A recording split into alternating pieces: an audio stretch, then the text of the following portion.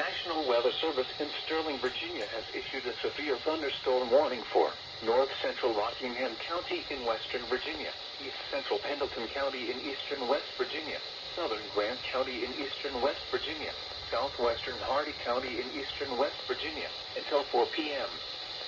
At 3:17 p.m., a severe thunderstorm was located near Rough Run, moving east at 15 miles per hour. Hazard, 60 miles per hour wind gusts and quarter-size hail.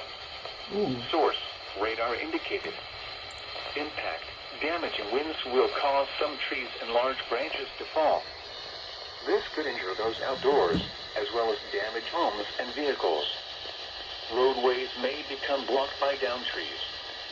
Localized power outages are possible. Unsecured light objects may become projectiles.